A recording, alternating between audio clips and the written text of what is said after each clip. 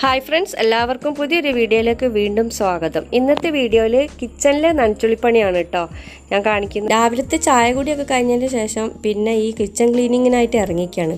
ഒന്നായിട്ട് ഒക്കെ വാരി വലിച്ച് പുറത്തേക്ക് ഇട്ടിട്ടുണ്ട്.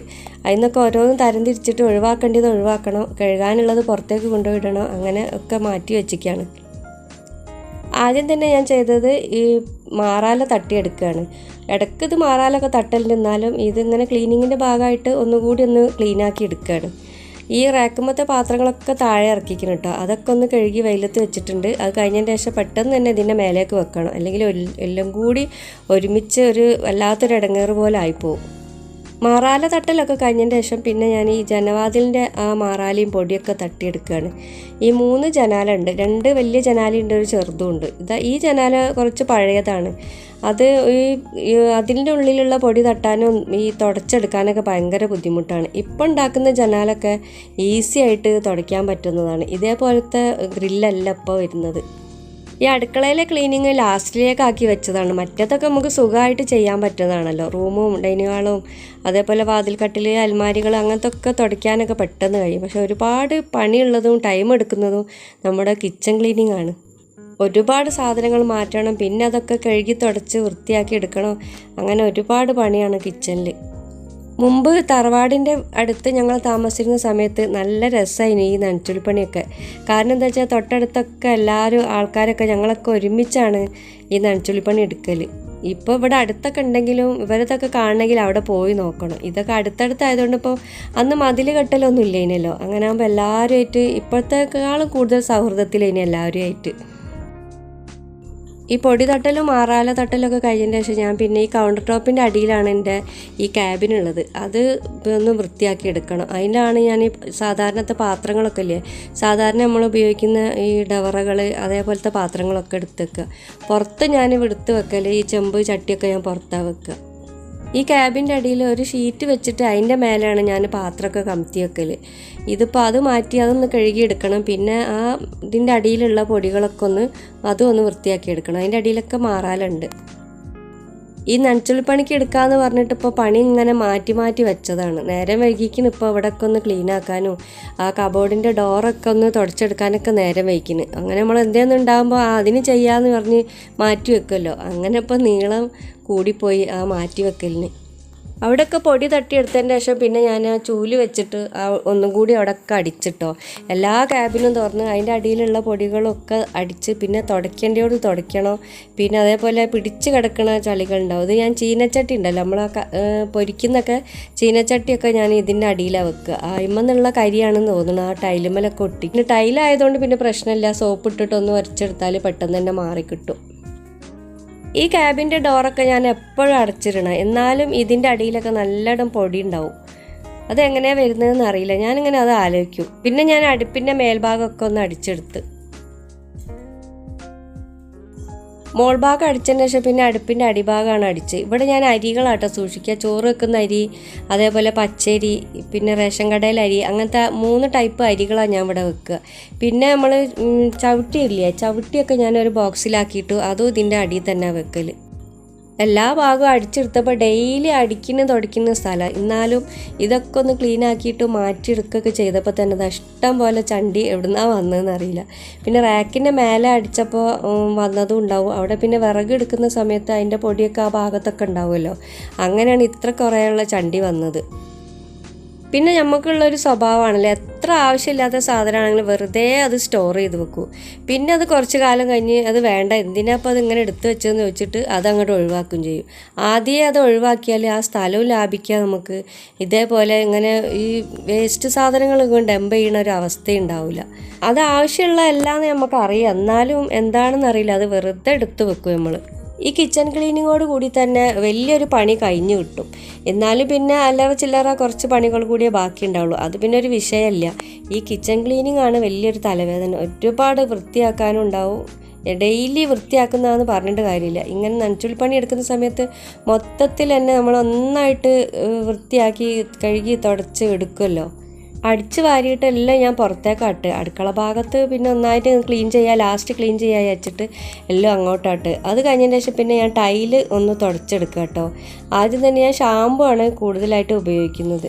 അത് ഷാമ്പു ഞാനൊരു വലിയ പാത്രത്തിൽ വെള്ളം എടുത്തിട്ട് അതിൽ കലക്കിയിട്ട് അതിൽ തുണി മുക്കിയിട്ട് ആദ്യം തുടയ്ക്കുക ചെയ്യുന്നത്. പിന്നെ അത് തുടച്ച് കഴിഞ്ഞതിന് ശേഷം നല്ല വെള്ളത്തിൽ ഒന്നുകൂടി മാറ്റിയിട്ട് ഒന്നുകൂടി തുടയ്ക്കുന്നുണ്ട്. എങ്കിലേ അവിടെ നന്നായിട്ടൊന്ന് വൃത്തിയാവുകയുള്ളൂ. ഈ താഴെ ക്യാബിന് ഡോറ് വെച്ചതിനെ കൊണ്ടാണ്. അല്ലെങ്കിൽ നന്നായിട്ട് സോപ്പിട്ടതിന് ശേഷം ഓസ് വെച്ചിട്ട് കഴുകിയാൽ മതി, നല്ലോണം വൃത്തിയാവും ചെയ്യും. ഈ ടൈല് 2 പ്രാവശ്യം വെച്ച് തുടച്ചെടുത്തതിന് ശേഷം പിന്നെ ഞാൻ ജനവാതിലില്ലേ, ആ ജനാലിൻ്റെ അഴികളൊക്കെ ഞാൻ ആദ്യത്തെ അതേപോലെ തന്നെ ഷാമ്പു വെച്ചിട്ടുള്ള തുണി കൊണ്ട് തുടച്ചെടുത്ത് പിന്നെ ഒന്നുകൂടി നല്ല വെള്ളത്തിൽ തുടച്ചെടുത്ത് അങ്ങനെ 2 പ്രാവശ്യം ആക്കിയിട്ടാണ്. അത് പെട്ടെന്ന് ക്ലീൻ ആകുന്നുണ്ട് കേട്ടോ. ഷാമ്പു വെച്ച് തുടച്ചിട്ടാന്ന് തോന്നുന്നുണ്ട് പെട്ടെന്ന് അതിൻ്റെ ചളികളൊക്കെ പോയി കിട്ടുന്നുണ്ട്. അടുക്കള ക്ലീനിങ് ഇത്ര ലേറ്റ് ആവാൻ കാരണം ഇവിടെ ഒന്ന് പെയിൻ്റ് അടിക്കണമെന്ന് വിചാരിച്ചിരുന്നു. ആ ഒരു കൊല്ലം മുമ്പേ ഒരു ഒറ്റ കോട്ട് അടിച്ചതാണ്. അതേപോലെ തന്നെ ഈ ജനവാതിലിനൊക്കെ പ്രൈമറേ അടിച്ചിട്ടുള്ളൂ, ഒറിജിനൽ പെയിൻ്റ് അടിച്ചില്ല. അപ്പോൾ ഈ നോമ്പാകുമ്പോഴത്തേക്ക് ചെയ്യാമെന്നുള്ള കണക്കൂട്ടല്ലേ ഇനി. പക്ഷേ അപ്പോഴത്തേക്ക് ഇവിടെ 2 ദിവസം ഹർത്താൽ വന്നതിന് ശേഷമാണ് നമ്മൾ പെയിൻ്റ് അടിക്കണെ പറ്റി ചിന്തിച്ച്. പിന്നെ വരാമെന്ന് പറഞ്ഞ ആൾക്കും ഒഴിവും കിട്ടിയില്ല, പിന്നെ പെയിൻറ്റും കിട്ടിയില്ല. അങ്ങനെ അവസ്ഥയിൽ ഇപ്പോൾ പെയിൻറ്റിങ് അങ്ങനെ നേരം വൈകി, അപ്പോൾ മാറ്റി വെക്കേണ്ടി വന്നു. ഇനിയിപ്പോൾ അടുത്ത എന്നാ ഇപ്പോൾ ആ പെയിൻറ്റിങ് ചെയ്യാമെന്നിപ്പം ഒരു ഐഡിയയും കിട്ടുന്നില്ല. ടൈല് തുടയ്ക്കലൊക്കെ കഴിഞ്ഞതിന് ശേഷം പിന്നെ ഞാൻ അടുപ്പ് ക്ലീൻ ആക്കാനെന്ന്. അതേപോലെ തന്നെ ആ ഷാമ്പു വെച്ചിട്ട് തന്നെയാണ് ഞാൻ ഇവിടെ ഒരു സ്ക്രബ്ബർ വെച്ചിട്ട് നല്ലോണം ഒന്ന് ഉരച്ചെടുക്കുക ചെയ്തത്. സ്ഥിരമായിട്ട് ഞാൻ അടുപ്പ് യൂസ് ചെയ്യലൊന്നുമില്ല, എന്നാലും ഇവിടെ ഇടയ്ക്കിടയ്ക്ക് തുടയ്ക്കുന്ന സമയത്ത് ഞാൻ തുടയ്ക്കലുമുണ്ട്. പിന്നെ ഇതേപോലെ സോപ്പ് വെച്ചിട്ട് ഉരച്ച് ചെയ്യല് അത് പിന്നെ വല്ലപ്പോഴേ ചെയ്യലുള്ളൂ. പിന്നെ നനച്ചുള്ളിപ്പണീൻ്റെ സമയമാകുമ്പോൾ നല്ലോണം ഒന്ന് ക്ലീൻ ആക്കാമല്ലോ എന്ന് വിചാരിച്ചിട്ടാണ് ഇപ്പോൾ അതും ഇതേപോലെ തന്നെ മാറ്റി വെച്ചൊരു പണി തന്നെയാണ്. ഈ ക്ലീനിങ്ങിൻ്റെ സമയത്താണെങ്കിൽ പോലും വഴിക്ക് ഇങ്ങനെ ഓരോന്ന് നമ്മൾ ചെയ്യുകയാണെങ്കിൽ ഈസി ആയിട്ട് നമുക്ക് വലിയൊരു മടുപ്പില്ലാതെയും പെട്ടെന്ന് ചെയ്ത് തീർക്കാൻ പറ്റും കേട്ടോ. ആ ഓരോന്ന് മാറാല തട്ടിക്കഴിഞ്ഞ് പിന്നെ അടിച്ച് വാരി പിന്നെ ക്യാബിൻ്റെ അടി തട്ടി പിന്നെ ഇങ്ങനെ സോപ്പിട്ട് ഇങ്ങനെ കഴുകി അങ്ങനെ വരുമ്പോൾ നല്ല ഈസി ആയിട്ട് ചെയ്യാൻ പറ്റും. പിന്നെ ഞാൻ അതേപോലെ തന്നെ ആ സോപ്പിട്ട് ചെയ്ത് കഴിഞ്ഞതിൻ്റെ ശേഷം പിന്നെ ഒരു തുണി വെച്ചിട്ട് നല്ലോണം ഒന്ന് തുളച്ചെടുത്തു. വലിയ കാര്യമൊന്നുമില്ല കേട്ടോ അവിടെ. അങ്ങനെ ഒരു പകുതി പണി ഇവിടെ തീർന്നിക്കണ് ഈ അടുപ്പും കൂടി കഴുകി കഴിഞ്ഞപ്പോൾ. പിന്നെ അത് അടുപ്പിൻ്റെ അടിഭാഗവും അതേപോലെ ക്യാബിൻ്റെ അടിഭാഗമൊക്കെ ഞാൻ പിന്നെ മോപ്പിട്ടിട്ട് നന്നായിട്ടൊന്ന് തുടച്ചെടുക്കുക കേട്ടോ. ഇത് പഴയ മോപ്പാട്ടോ, സാധാരണ ഞാൻ ഉപയോഗിക്കുന്ന മോപ്പല്ല. ഇങ്ങനെ ഈ കൂടുതൽ അഴുക്കുള്ള സ്ഥലത്തൊക്കെ തുടയ്ക്കാൻ ഞാനിങ്ങനെ ഒരു പഴയ മോപ്പ് വെച്ചിട്ടാണ് ഈ ഭാഗമൊക്കെ തുടയ്ക്കുക. അതേപോലെ തന്നെ സോപ്പ് വെള്ളം വെച്ചിട്ടാണ് കേട്ടോ അവിടെയും തുടച്ചെടുത്ത്. അങ്ങനെ ആകുമ്പോൾ പെട്ടെന്ന് ക്ലീനായി കിട്ടും. ആദ്യം സോപ്പ് വെള്ളം വെച്ച് തുടയ്ക്കുക, പിന്നെ നല്ല വെള്ളം എടുത്ത് തുടയ്ക്കുക. അങ്ങനെ 2 തുടയ്ക്കൽ തുടച്ചാൽ തന്നെ നല്ല ക്ലീനായി വരും. ഈ ഭാഗത്താണ് ഞാൻ പഞ്ചസാര, ഈ ആട്ടപ്പൊടി, പിന്നെ അരിപ്പൊടി അങ്ങനത്തെ സാധനങ്ങളൊക്കെ വെക്കൽ. പിന്നെ ഗ്യാസ് പുറത്തേക്ക് വെച്ചപ്പോൾ തന്നെ കുറേ സ്പേസ് നമുക്ക് ഈ കൗണ്ടർ ടോപ്പിൻ്റെ അടിയിൽ കിട്ടിയിട്ടോ. 2 ഗ്യാസ് സ്ഥിരമായിട്ട് വെക്കുമ്പോൾ ഒരുപാട് സ്പേസ് അങ്ങനെ പോകും. അങ്ങനെ പുറത്ത് നമ്മൾ അതേപോലെ തന്നെ ഒരു കെട്ടി ഉണ്ടാക്കി അതിൻ്റെ ഉള്ളിലേക്ക് വെച്ചപ്പോൾ നല്ലോണം സ്ഥലം കിട്ടി നമുക്ക് അടുക്കളയിൽ സ്പേസ് ഇല്ലാത്തവർ കഴിയുന്നതും പുറത്തേക്ക് ഈ ഗ്യാസിനുള്ളൊരു ഭാഗം ഉണ്ടാക്കുന്നതാണ് നല്ലത്. പിന്നെ സേഫ്റ്റിയും പ്രധാനം തന്നെയാണല്ലോ, അകത്ത് വെക്കുന്നതിന് പുറത്ത് തന്നെയാണ് നല്ലത്. ചീനച്ചട്ടി വെക്കുന്ന ഭാഗത്ത് നല്ലോണം കരി വന്നിക്കണ്. അതുകൊണ്ട് ഞാൻ പിന്നെ സോപ്പിട്ടിട്ട് നല്ലോണം ഉരച്ച് കഴുകുകയാണ് അവിടെ. ഈ നനച്ചുള്ളിപ്പണി അല്ലെങ്കിലും മാസത്തിലൊരിക്കൽ ഞാൻ ഇതേപോലെ ഈ റാക്കിൻ്റെ അടിഭാഗമൊക്കെ ഒന്ന് തട്ടി അടിക്കും, ഇതേപോലെ തുടക്കുകയൊക്കെ ചെയ്യും കേട്ടോ. ഇപ്പോൾ അത് 1-2 മാസമായി നനച്ചുള്ളിപ്പണീൻ്റെ കാത്തു നിന്നതാണ്. ഇപ്പോൾ അതത്ര അധികം അഴുക്ക് വരാൻ കാരണം. ഈ ക്യാബിൻ്റെ അടിഭാഗമൊക്കെ വൃത്തിയാക്കി എടുത്തതിന് ശേഷം പിന്നെ ഞാൻ ഈ ക്യാബിൻ്റെ ഡോറൊക്കെ ഒന്ന് തുടച്ചെടുക്കുകയാണ്. ഈ ക്യാബിൻ്റെ ഡോറ് തുടയ്ക്കുന്നത് വെച്ചാൽ അധികം വെള്ളമൊന്നും അതിൽ പറ്റൂല എന്ന് ഈ ഇതുണ്ടാക്കുന്ന സമയത്ത് തന്നെ ഈ ആൾ പറഞ്ഞിട്ടുണ്ട്, ഇതുണ്ടാക്കിയ ആൾ പറഞ്ഞിട്ടുണ്ട് ഓവറായിട്ട് വെള്ളമൊന്നും അതിലേക്ക് പറ്റണ്ടെന്ന്. പിന്നെ ചെറിയ രൂപത്തിൽ നനവ് തട്ടിയില്ലെങ്കിലും പിന്നെ ഇങ്ങനെ ഇതിൽ അഴുക്ക് പിടിച്ചതൊന്നും പോവില്ലല്ലോ, അതാ പിന്നെ ചെറിയ രൂപത്തിലൊക്കെ ഞാൻ നനച്ചെടുത്തത്. അകത്തെ ക്ലീനിങ് ഏകദേശമൊക്കെ ഒന്ന് കഴിഞ്ഞതിന് ശേഷം പിന്നെ ഞാൻ പുറത്ത് കുറേ സ്റ്റാൻഡും പാത്രങ്ങളൊക്കെ കൊണ്ടുപോയിട്ടീനി. അതൊക്കെ ഒന്ന് സോപ്പൊക്കെ വെച്ചിട്ടൊന്ന് തേച്ച് കഴുകിയെടുക്കുകയാണ്. ഇതാ കുറേ പാത്രത്തിലൊക്കെ പൊടിയും ഇതൊക്കെ ഉള്ളതുണ്ട് കേട്ടോ. അതിന് അതിൻ്റെ മേലെക്കൂടി ഞാനൊന്ന് തുടച്ചെടുക്കുക ചെയ്തത്. പടുത്ത് ഞാൻ അരിയൊക്കെ പൊടിപ്പിച്ച സമയത്ത് അതൊക്കെ ഉള്ളൊക്കെ കഴുകിയതിന് ശേഷമാണ് ഞാൻ പൊടിപ്പിച്ചിട്ട്. പിന്നെ അങ്ങനെ മതിയല്ലോ. കുറച്ചൊന്ന് തുടച്ചാൽ മതി. അതിൻ്റെ പുറം ഭാഗത്ത് ഇത്തിരി പൊടിയൊക്കെ ഉണ്ടേനി. അതൊക്കെ കഴിഞ്ഞതിന് ശേഷം പിന്നെ ആ അടുക്കളയിലെ റാക്കിൻ്റെ മുകളിലേക്ക് ഞാൻ പാത്രങ്ങളൊക്കെ നമ്മൾ സാധാരണ ഉപയോഗിക്കാത്ത പാത്രങ്ങളൊക്കെ കൊണ്ടുപോയി കമത്തി വെച്ചിട്ടോ. പിന്നെ അത് കഴിഞ്ഞതിന് ശേഷം വാഷിംഗ് മെഷീൻ ഒന്ന് ക്ലീൻ ആക്കി എടുക്കുകയാണ്. മുമ്പ് ഞാനൊരു വീഡിയോ ഇട്ടിക്കണം കേട്ടോ വാഷിംഗ് മെഷീൻ. നിങ്ങൾ ആർക്കെങ്കിലും വേണമെങ്കിൽ അതൊന്ന് പോയി നോക്കിക്കൊണ്ട്. ഈ വാഷിംഗ് മെഷീൻ ക്ലീൻ ചെയ്തപ്പോൾ ഞാനിതിന് കവർ വാങ്ങിന് കേട്ടോ. അപ്പോൾ ഇപ്പോഴാണ് ഞാനത് പൊളിച്ചത്. കവർ ഓൺലൈനായിട്ട് വാങ്ങിയതാണ്.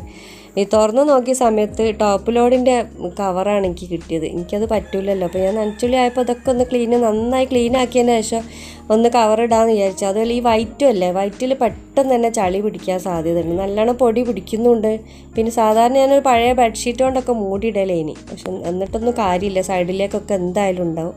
കവറിട്ടാൽ അതിനൊരു പരിഹാരമാവുമല്ലോ എന്ന് വിചാരിച്ചിട്ടാണ്. ഇനിയിപ്പോൾ അത് തിരിച്ചങ്ങോട്ട് തന്നെ കൊടുക്കണം. അത് മാറ്റി വരുന്ന വരെ വെയിറ്റ് ചെയ്യണം. അവരെ ഇനിയിപ്പോൾ വീണ്ടും ഒന്നും കൂടി ക്ലീൻ ചെയ്യേണ്ടി വരും. എൻ്റെ ക്ലീനിങ് ഒക്കെ പകുതി ആയപ്പോൾ തന്നെ ഇക്കാക്കും മക്കളും ഓരോ ക്ലീനിങ് തുടങ്ങിയിരിക്കുന്നു കേട്ടോ. ഇത് കൊലായിലെ ചുമരാണ്. നല്ലോണം പൊടിയും ചളിയൊക്കെ പിടിച്ചിട്ടുണ്ട് ഇനി. പിന്നെ പെയിൻറ്റ് എപ്പോഴും നമ്മൾ കൊല്ലത്തിലൊന്നും പെയിൻറ്റ് അടിക്കില്ലല്ലോ. 2-3 വർഷമായി പെയിൻറ്റ് അടിച്ചിട്ട്. അവിടെ കാക്ക പോളിസ്റ്ററിൻ്റെ തുണി കൊണ്ട് ഷാമ്പു ഇട്ടിട്ട് തേച്ച് കഴുകുക കേട്ടോ. വേറെ ഹാർഡായിട്ടുള്ളതൊന്നും വെച്ച് തേച്ച് കഴുകാൻ പറ്റില്ല. അങ്ങനെ തേച്ച് കഴുകുമ്പോൾ നല്ലോണം പെയിൻറ്റൊക്കെ ഇളകി പോകുമല്ലോ. അപ്പോൾ സോഫ്റ്റായിട്ട് തേച്ച് കഴുകാനേ പറ്റുള്ളൂ.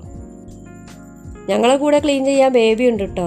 ഈ പാത്രങ്ങളൊക്കെ ഇനി ഒതുക്കി പഴയ സ്ഥാനത്ത് എത്തിക്കണം. അതാണ് ഇപ്പോൾ വലിയൊരു ടാസ്ക്. വൈകുന്നേരം ആയപ്പോൾ പാത്രങ്ങളൊക്കെ ഉണങ്ങിക്കണം കേട്ടോ. ഇനിയിപ്പോൾ അതൊക്കെ ഒന്ന് യഥാസ്ഥാനത്തേക്ക് എടുത്ത് വെക്കണം. അതിനായിട്ട് ഇവിടെയൊക്കെ കൊണ്ടുവച്ചിരിക്കുക. പിന്നെ ക്യാബിൻ്റെ അടിയിൽ നമ്മൾ ഇതേപോലെ ഡോറുള്ള ക്യാബിൻ്റെ അടിയിൽ മിക്ക സ്ഥലത്തും ഉള്ളതാണ് ഈ പാറ്റയും കൂറയൊക്കെ. അത് വരാതിരിക്കാനാണ് ഹിറ്റിൻ്റെ ചോക്കുണ്ട്. അതിന് ചെറിയൊരു വിലയുള്ളൂ. അത് വാങ്ങിയിട്ട് ഞാൻ മാസത്തിൽ 1-2 പ്രാവശ്യം ഇങ്ങനെ വരച്ച് കൊടുക്കും. അങ്ങനെ വരച്ച് കൊടുത്താൽ പിന്നെ കൂറെ പാറ്റയൊന്നും ആ വഴിക്കേ വരില്ല. അതൊക്കെ ഇങ്ങനെ കാട്ടിട്ട് വെക്കും. അത് ഭയങ്കര ഒരു ഇടങ്ങാറ്. നമ്മൾ ഈ കഴുകി തുടച്ചൊക്കെ വെച്ച പാത്രത്തിൻ്റെ മേലെ ഇങ്ങനെ ഒരു കറുപ്പ് കുത്തുണ്ടാവും. അങ്ങനെ ഈ ചോക്ക് കൊണ്ട് വരച്ചാൽ അങ്ങനെ വരില്ല കേട്ടോ.